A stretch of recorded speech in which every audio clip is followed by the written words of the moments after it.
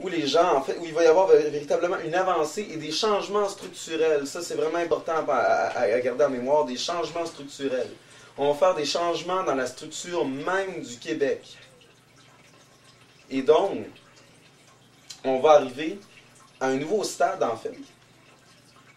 Et probablement, en fait, moi, je ne crois pas, personnellement, que ce stade-là nous serait permis dans le cadre canadien.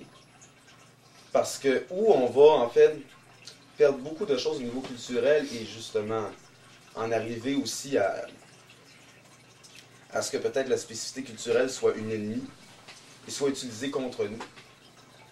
Mais encore mieux que ça, c'est que si le Québec réussit, en fait, comme il y a un foyer plus progressiste en Amérique du Nord, comme il y a plus de possibilités, en fait, et qu'il y a quand même un projet de gauche qui est quand même avancé, qui est quand même réussi à faire élire un député au Parlement, qui est quand même le 4e parti et probablement bientôt le 3e, avec la déconfiture de l'ADQ.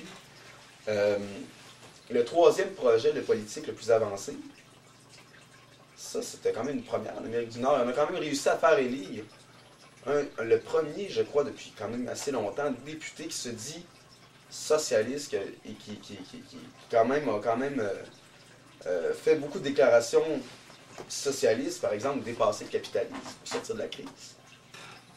C'est pas justement, en fait, si on parle de dépasser le capitalisme, on s'en va vers le socialisme. Donc, quand même, on a réussi à faire élire un des députés, peut-être même le député le plus à gauche d'Amérique du Nord. Bon, excluant le Mexique, bien sûr. Et son projet politique est de plus en plus adopté. Et moi, sérieux, depuis que Québec solidaire a défini sa position sur la question de la Constituante là, et sur la question nationale, parce que la position était déjà définie, son souverainisme. Mais le fait que ça a été diffusé, moi, j'ai vu plein de gens, en fait, qui m'ont dit, ben moi, j'adhère. Parce que, en fait, ça a permis à plusieurs nationalistes qui étaient de gauche d'adhérer à cette pensée-là. Et donc, on est en train nous-mêmes d'introduire la question sociale dans une question qui, quand même, a suscité suscite encore l'appui de 40% de la population. Et donc, fusionner cette question sociale-là, ça nous permet justement d'arriver à épouser la question de la nation empirique dans une optique de solidarité internationale, donc on ne tombe pas dans le chauvinisme nationaliste.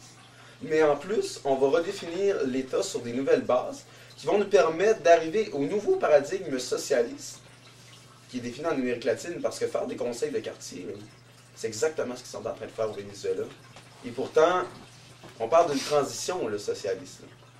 Et c'est sûr que c'est très difficile de dire le mot socialiste au Québec, parce qu'il y a eu quand même le duplessisme et le macartisme qui ont fait leur œuvre.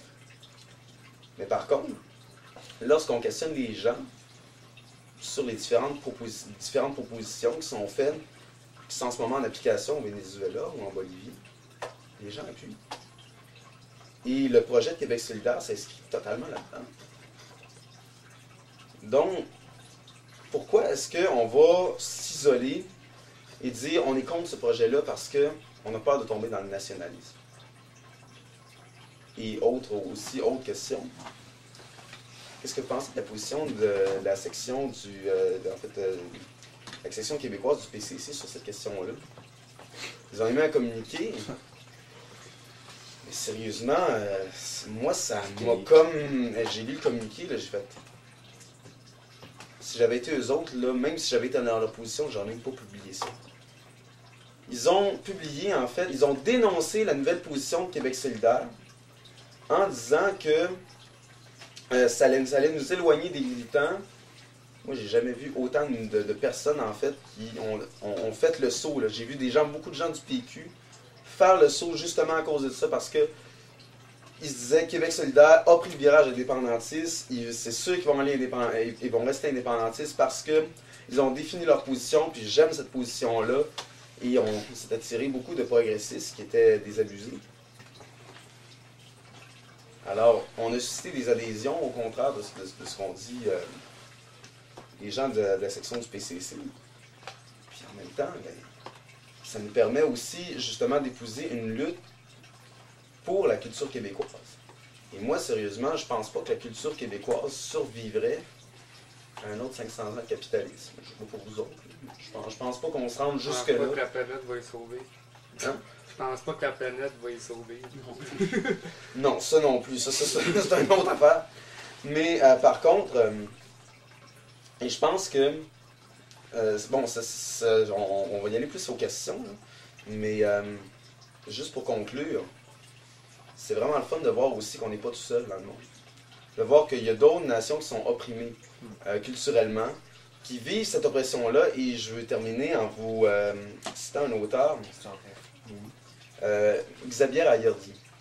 Lui, il a contesté, en fait, lui, il est arrivé sur Osborne, en fait, mais quand même de façon assez, sur un argumentaire que je pensais pas qu'elle allait aborder.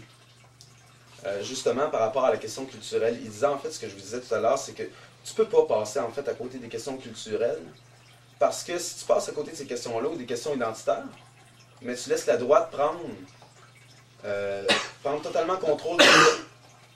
Et justement, c'est ce qui pose notre point. Si le point culturel, si on n'inclut pas le point culturel, on ne le fait pas évoluer, au même titre que les points politiques, économiques et sociaux. Par exemple, si on ne réussit pas à faire évoluer le point de vue économique, on ne change pas les lois du travail, on ne change pas le travail ou la définition du travail même, on se retrouve avec ce qui est arrivé en URSS, de dire capitalisme d'État. Donc, même chose avec le culturel, il disait que si vous n'arrivez pas à inclure les points de vue identitaires, ben, qu'est-ce qui fait la droite? Va aller récupérer. Et qu'est-ce qui est arrivé au Québec en 2007? Qu'est-ce qu'a fait le DQ? Comment le DQ a réussi à se rendre à l'opposition officielle? Et de façon aussi spectaculaire qu'ils ont fini par finir à tomber au fond du baril. C'est parce qu'ils ont joué sur cette corde-là. Ils ont joué sur cette corde-là, ils ont justement la question identitaire ou la question culturelle surtout, manque d'évolution justement, a manqué en fait, comme nous-mêmes en fait, on ne réussit pas à avoir un certain discours qui est très diffusé à ce niveau-là. Eux autres, ils ont réussi à diffuser leur discours. Qu'est-ce qui est arrivé? Ils ont joué sur la peur des gens de perdre leur culture. Et ils ont mis la faute sur qui? Les immigrants. D'où justement cette espèce et donc, si nous, par exemple, on avait eu la même diffusion, en fait, la même possibilité de diffusion que le DQ, on aurait pu dire, écoutez, là, c'est pas pour 9% d'immigrants que notre culture va se perdre, puis c'est bien moins les immigrants qui cherchent simplement à survivre au Québec, et qui cherchent simplement à avoir un travail ou donner un bon avenir à leurs enfants, plutôt que notre américanisation qui est en train de faire. Et donc, si nous, on n'a pas été capable, et ça c'est une autocritique qu'on doit se faire, si nous, on n'a pas été capable de diffuser pour des raisons X autant que le DQ a pu le faire, mais c'est ça, c'est que si nous, on délaisse ces questions-là même, sinon on avait la puissance, par exemple, on avait encore plus de puissance que le DQ, mais que cette question-là, on la laisse de côté, qu'est-ce qui arrive? Ça peut devenir un tremplin pour la droite.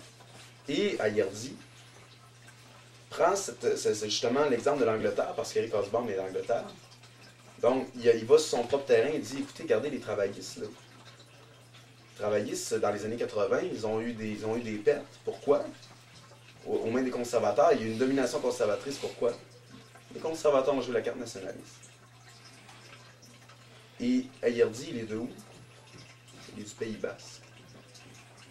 Alors, il faut faire attention des fois parce que justement, souvent, ceux qui sont plus à même de comprendre notre situation, comprendre notre position, la position que nous, on a, et la position que d'autres, on a, comme les Kurdes ou les Basques, mais c'est justement des gens qui vivent cette même situation-là et qui ont un attachement profond à leur culture, parce que quand tu ne sens pas que ta culture est menacée, peut-être justement tu ne vois pas ça.